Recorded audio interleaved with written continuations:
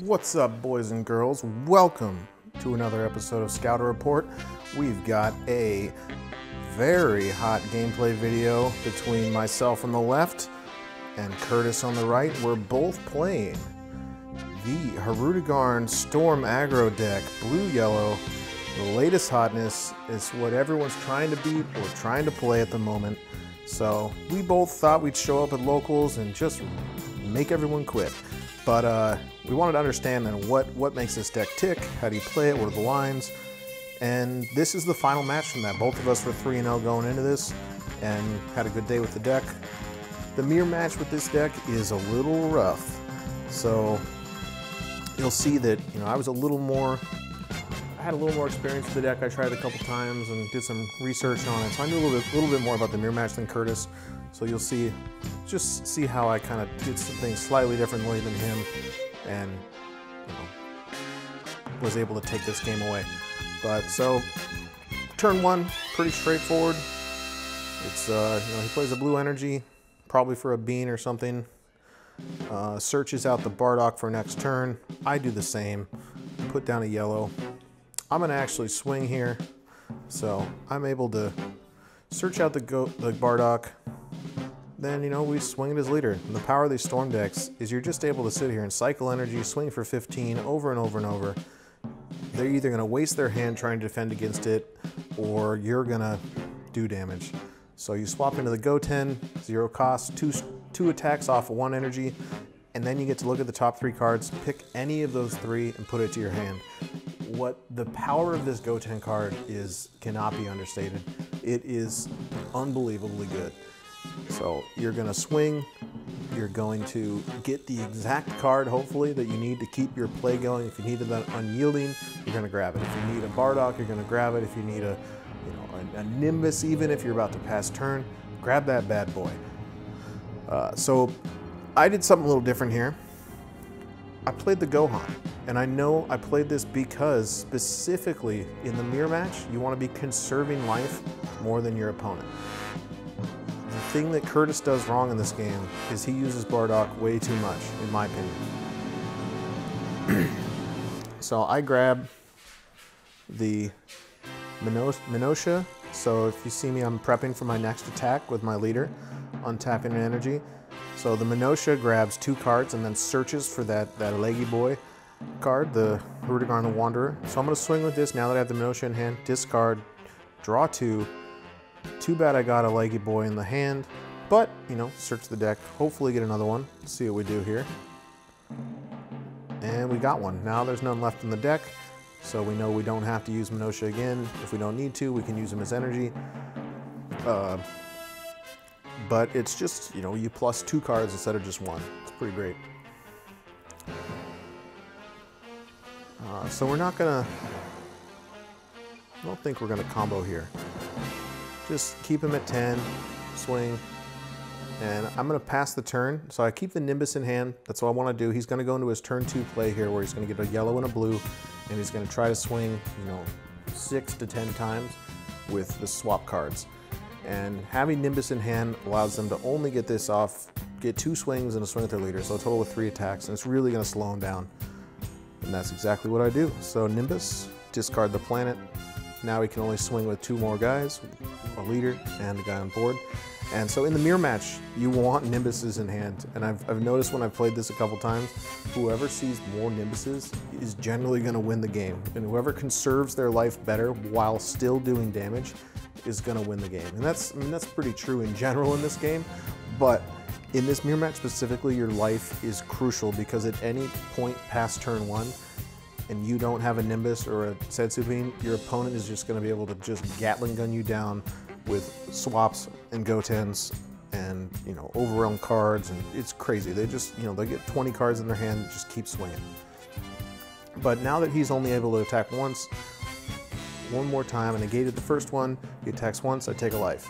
Down to 6. So he's at, 3 or 4 here, I'm at 6, I'm in a good position. He swaps him back with the flute, gets a draw, his hand's huge. He's swinging, he wants the draw, no negate from me. Because, I'm still ahead in life, you just want to be ahead.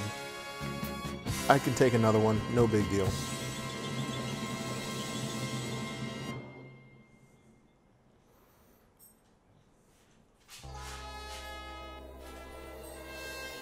see, I guess Curtis actually decided not to attack, which shouldn't be able to do that, but we play friendly, so I let him take it back.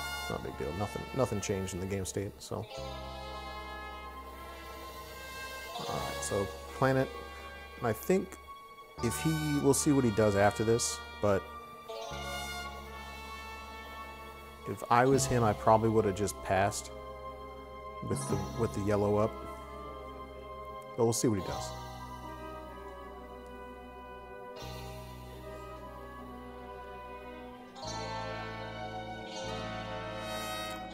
Searching, taking forever, dude. Come on, bro. There's only like 2 targets. It's either Goten or Unyielding. And you probably want the Unyielding because he has a Goten in hand. So we'll see what he grabs here.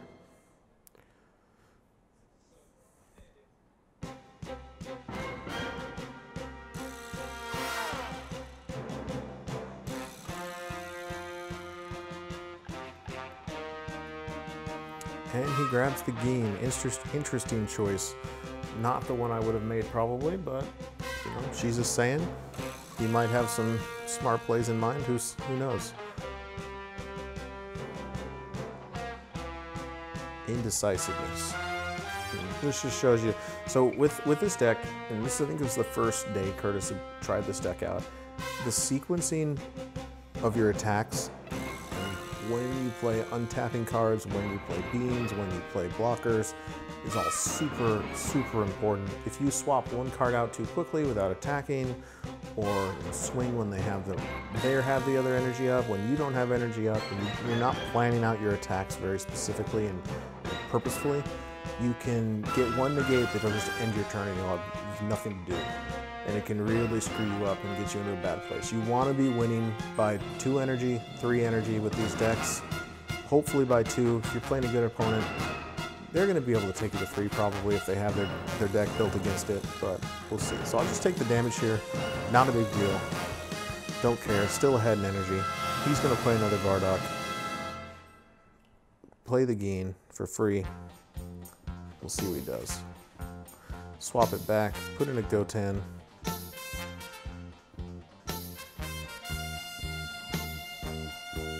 Search again. So when you play against these decks, and you're playing these decks, sometimes it feels like you're playing, either you're not playing or you're playing non-stop. Like I've had games go where my opponents have only literally played 2 cards into their battle area, and I've swung in a ridiculous amount of times.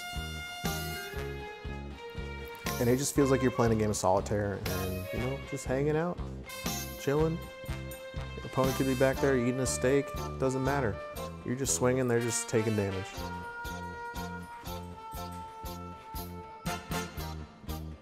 Alright, so Curtis finally passed his turn. Well, it took him a while. But, so now I'm in the position I want to be in. Got a yellow, got a blue. We'll see what he does. He's got a yellow up, so I'm probably expecting Nimbus here, but that's okay.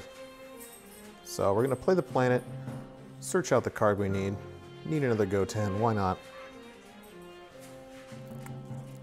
More Gotens you see, the more draw power you're going to have, the more attacks you're going to be able to do. Generally, you want to go wide with the Gotens, and you want to be using the Gotens as late as possible in your turn so that you have as much information as possible. So what I mean by that is other cards are going to allow you to draw 1 or pitch a card, draw 2. They're going to be very specific effects that just get you cards you don't know what they are. So you want to be swinging in the Gotens when you've exhausted the options that aren't going to give you specific items. So attack with the leader, get the draw, see what card you got. That way you know, oh, I got an Unyielding. Now I don't need to grab an Unyielding with Goten. So when you swing with Goten, you have the most knowledge about what's going to keep your play going for the rest of the turn. So he negates the Goten here. I'm going to stand up my energy, hit for 15. Let's see what happens, see what I do. So it's just a cool 15. Now that the Nimbus has been played, we don't want to go too hard on this. Probably won't be able to kill him. So he combos out of it. He's awakened, we're not. Good position for him. and we'll see what I do here.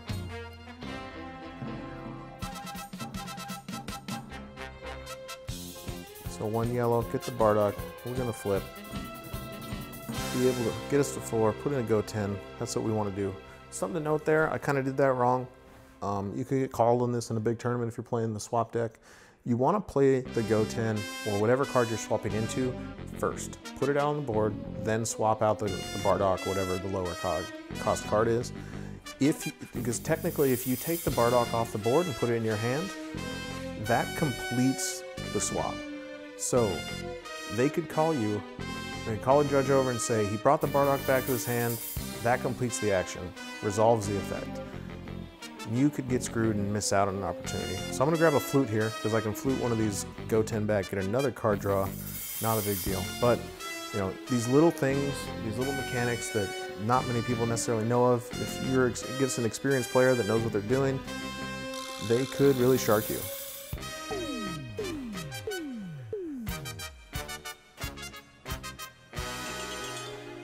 So I'm kind of out of options here.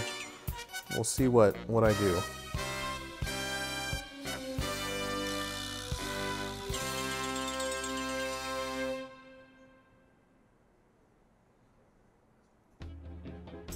Yep, so I just flip over. Generally, I wouldn't want to do that. I wouldn't want to just bring back 1 energy, but he's at low enough life, and I think I have a Nimbus in hand, so I'm gonna need that yellow energy up right away to play it as early as possible in the turn.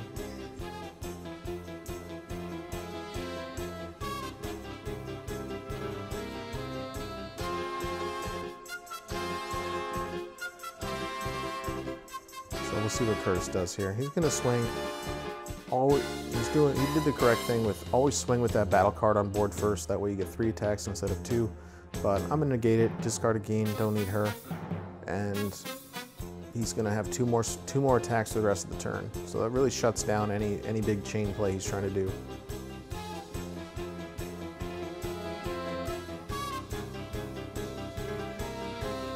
All right, so he's swinging, drawing 1.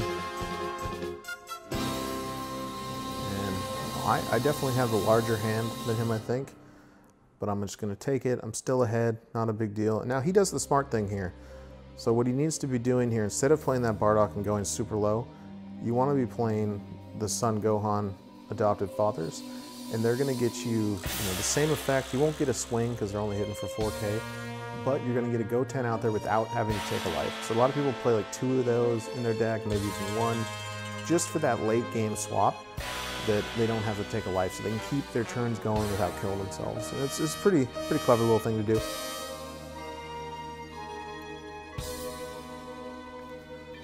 So he's going to combo pretty big here. If you don't know what that super combo does, it's probably one of the best super combos of the game, if not the best. It lets you discard any card and then draw 2. So if you got that, objection in hand or some ridiculous card you don't need late game, you can really go big. So he's going to waste 2 super combos here. He's looking for something, I think, but we'll see. Untap. So he's hitting for 10, 20, 35,000 for 1. I was thinking there, that's quite a bit to waste to do 1 damage that you're not going to be able to finish me this turn. I personally would not have wasted that many cards, because really you're just getting my hand bigger for next turn to go for the kill shot. And I think he's sitting here digging for a Nimbus or something like that. Some kind of defensive piece he needs to survive the next turn. I don't know if he got it. We'll see. But because he's at 2 life, what I'm looking to do here is get 1 attack through and then just drop the hammer. So we'll start out first with Scientist Fu, get as many cards and as much information in hand as possible. We're going to swing. He's going to use a negate, drop a card, so we'll get 2 more attacks. That's fine. So we want to force that negate early, but also see as many cards and get our hand as big as possible before we go for that kill shot. So what we should do here is swing with the go 10, see what he does. We're going to get to pick the exact card we want, and we got that super combo, boys. We're off to the races. So the moment I see this and he doesn't negate, I should be going for game here. Should be just going as big as possible. So there we go. Draw 2. 20K. search for the legs. There's not one in there. Gives me a chance to shuffle my deck though. Make sure I get every last piece of card out of there that I can. So, you know, even if you don't think it's in there, look for it. You never know what you might have missed the last time you looked for it. And here we go. Bean. So we're at 25, 35, and 40, 45, 55, 60.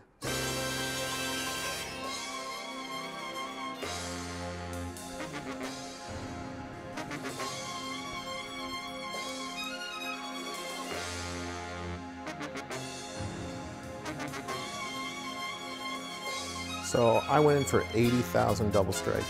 You know, his hand's pretty big. He could potentially get out of that, but because in the last turn he wasted those 2 super combos to try to do 1 damage to me, my logic on this is that, you know, he's really going to have to get lucky and draw the nuts to keep the stream alive. To get up to 80,000 is going to be crazy for him, especially at 2 energy. So he's not going to be able to get it that high, and we'll see. We'll see how high he gets. So I think he got up to like 60,000. So, you know, it's little mistakes like that, like using super combos when you shouldn't have to. I know what he's doing. He's looking for Nimbus, trying to be able to survive, but in reality, would it have been better for him to, you know, keep the combo power in hand and the draw power? I don't know. But thanks for watching. Good luck playing this deck, guys. It's pretty cool. I know there's been a lot of decks that have come out recently and people teching against it, and it's beatable. It's, you know, when you go to your locals, you know, even if you want to show up with some crazy defensive decks, you might not beat a lot of other decks, but if your whole local is just running these, show up with it, try it, beat them, and yeah, good luck.